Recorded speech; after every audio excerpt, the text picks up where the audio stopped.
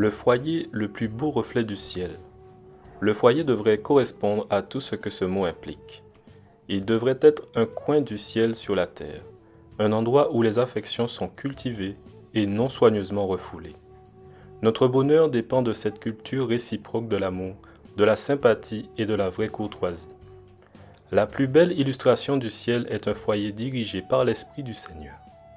Lorsque la volonté de Dieu s'accomplira, le mari et la femme auront du respect l'un pour l'autre et cultiveront l'amour et la confiance.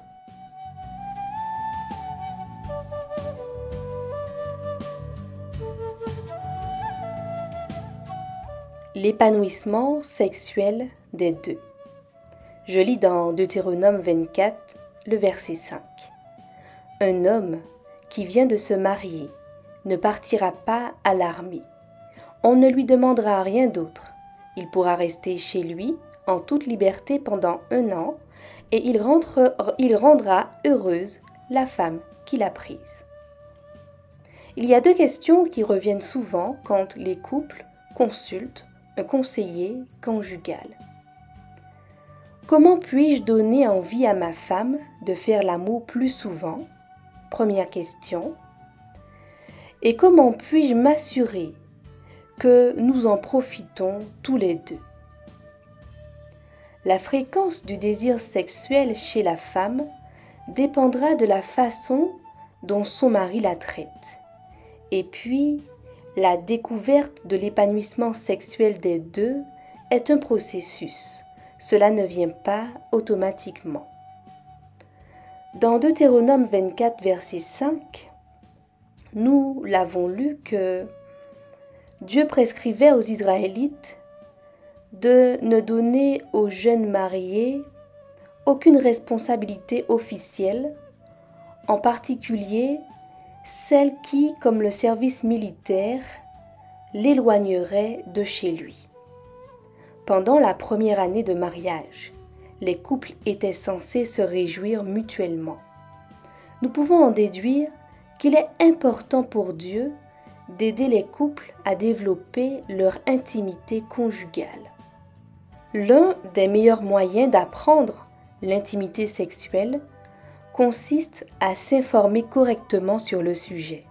Pour cela, il existe des livres que vous pouvez étudier avec votre conjoint, comme le livre qui s'intitule « Amour et sexualité » écrit par Gary Chapman. Il importe de mieux comprendre ce que sont la sexualité de l'homme et celle de la femme et de découvrir comment vous donner réciproquement du plaisir. Votre attitude doit toujours être empreinte d'amour, de recherche du bonheur de l'autre. Partagez vos désirs avec votre partenaire, mais ne les lui imposez jamais. Un dialogue ouvert dans une ambiance d'amour mènera à l'épanouissement sexuel des deux partenaires. Que Dieu lui-même puisse rappeler à chaque couple que la sexualité est un cadeau qui rapproche hommes et femmes et qui aide chacun à se donner mutuellement. Que Dieu bénisse ainsi chacun dans l'épanouissement et le vécu de la sexualité et que Jésus soit toujours l'inspiration première dans l'intimité du couple.